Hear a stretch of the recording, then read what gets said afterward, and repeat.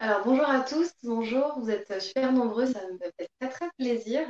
Donc moi je m'appelle Eugénie Besqueux, je suis coach thérapeute, mais pas que. Mon parcours est assez vaste et je ne vais pas prendre le temps de tout le dérouler, mais grossièrement c'est le yoga et l'Ayurveda en fait qui m'ont un petit peu sauvé la vie. Voilà, j'ai traversé un burn-out, c'est-à-dire que du jour au lendemain, j'ai plus pu décoller de mon lit, donc j'ai dû en fait faire un 360 émotionnel, professionnel personnel, ça a été extrêmement compliqué et j'en suis arrivée tout doucement au milieu de l'accompagnement en m'accompagnant moi-même, en me soignant en fait moi-même.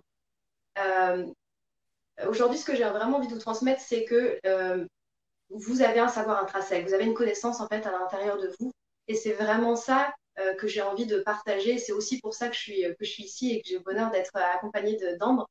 J'avais vraiment le souhait et l'envie en fait, et je l'ai manifesté, de pouvoir diffuser à un plus grand nombre mes connaissances parce que c'est vrai que j'avais mes consultants, ça fait maintenant quelques années que je suis dans l'accompagnement, entre les bilans ayurvédiques, je suis spécialisée en gestion du stress. Donc, entre l'accompagnement sur le stress, la libération des émotions, il y avait pas mal de choses. L'accompagnement thérapeutique, grossièrement, était assez holistique, ce que j'appelle vraiment un accompagnement global. J'avais envie d'aller beaucoup plus loin, en fait, en concevant des formations et en emmenant les gens à trouver en eux, en fait, leur capacité intrinsèque à retrouver l'estime, la confiance et surtout à retrouver leur médecin antérieur, en fait. C'est aussi pour ça que je suis là aujourd'hui.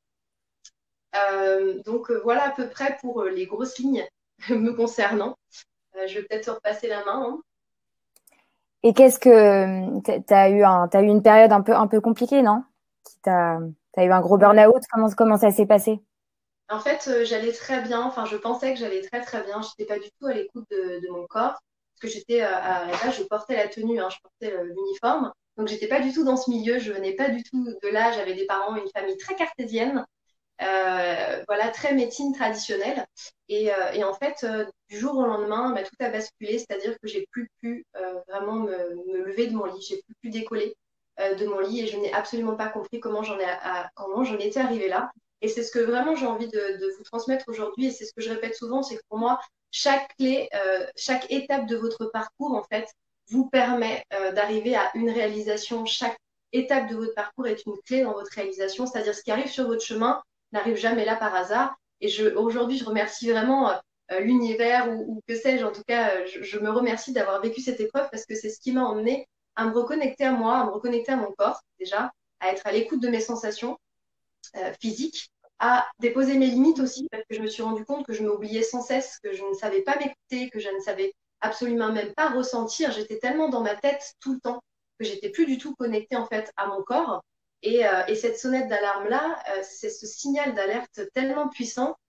Il m'a bouleversée. Je ne vais pas vous dire que ça a été facile. Ça a été pour moi un effondrement complet de toute ma vie. Mais en même temps, aujourd'hui, quand je regarde mon parcours, pour moi, ça a été le plus beau cadeau.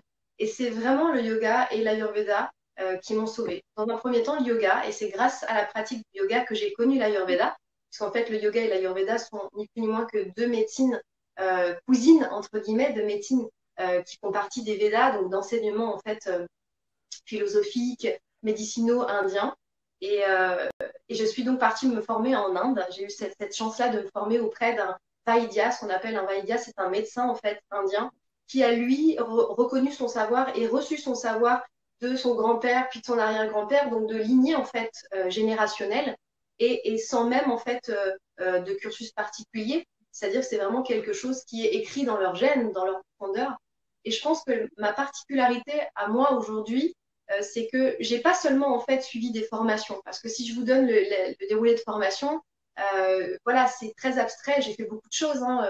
J'ai fait autant du coaching que de la thérapie, mais la particularité, c'est que tous ces outils-là, avant de les transmettre à mes consultants, je les ai expérimentés en fait. Je les ai nourris en moi et je me suis guérie et j'ai guéri en fait mon burn-out.